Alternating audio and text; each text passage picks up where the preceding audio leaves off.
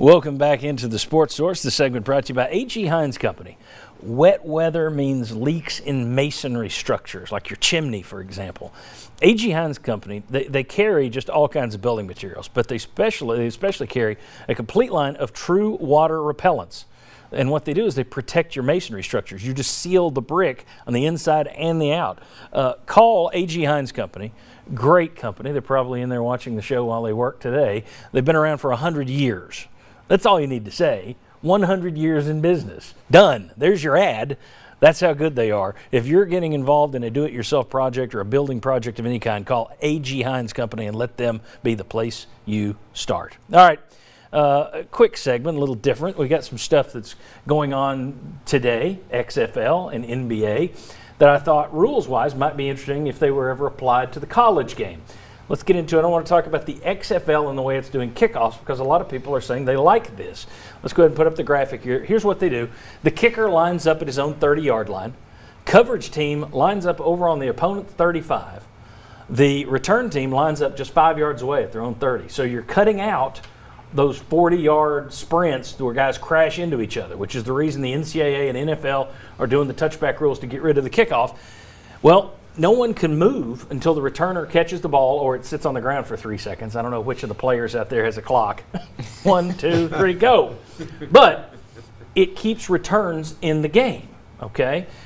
Instead of touchbacks, where I think 40% of the kicks last year in the NCAA were touchbacks, and it doesn't go all the way of taking it away. You got people talking about just put the ball at the 30-yard line and start from there. Do you like this? If it came to college football, would you be okay with the XFL's kickoff rule? If the option was no kicks or that, or what you've got now, I go with that. If what I you got like now? What we got now, even though it's all 40% even though touchbacks. you don't have a whole lot of returns anymore. I mean, I thought that number for touchbacks even sounded a little bit low. No, it's I because looked it up this Tennessee week. at one point didn't have a kick return. Yeah. So I'm kind of a traditionalist. But if the option came and said, well, we're going to do away with it to get rid of the big collisions, then yeah, I would go with that system. Yeah, I mean, it's the most dangerous play in football, and the question of, kickoffs going away is more a when than it's more of a when than if. I mean, it's as morbid as it sounds, it's like a couple more spinal injuries, and they're going to be it's going to be gone from football. You've had big-time coaches campaign that it should go away because they've been near. Mm-hmm. They've been attached to the spinal. And you're always going to get the players. powder puff flag football critiques crew or whatever, but ultimately it probably is going to come down to either the kickoff goes away or something like this. That's probably the only options in football. So would you be good with it? I'd be fine with it. I mean, I think they're pretty fun to watch. I've watched a little bit of the XFL. It just is very different. The strategic or the strategy is a lot different. So it's pretty interesting. I'd be fine with it. Not watching the XFL, I haven't had a problem. Well, okay, of the kickoff. With the kickoffs, no. Mark, have you seen enough to?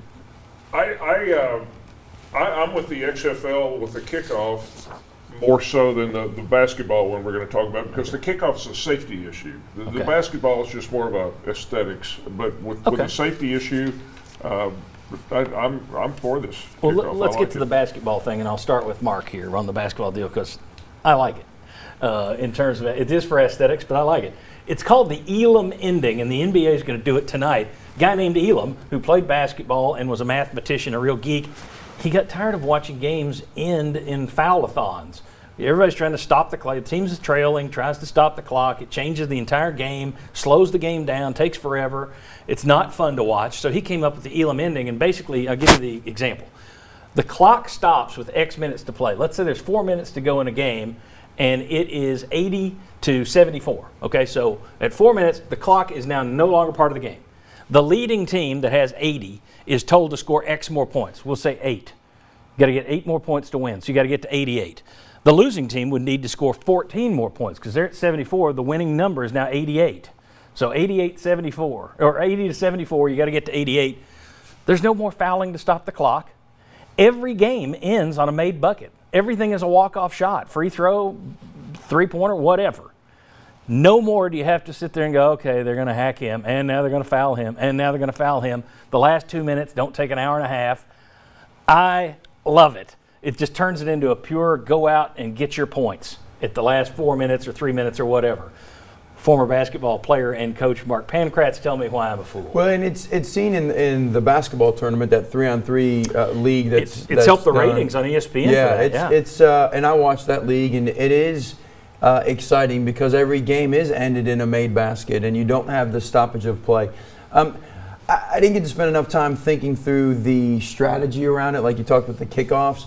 But my worry is that the game becomes even more offensive focused, and how do we get to the point total quicker as opposed to the strategy around zone and man and the different aspects of the game. But I wouldn't be opposed to it. I think it'd be something, right now I think the excitement around it is because it's something new and something different.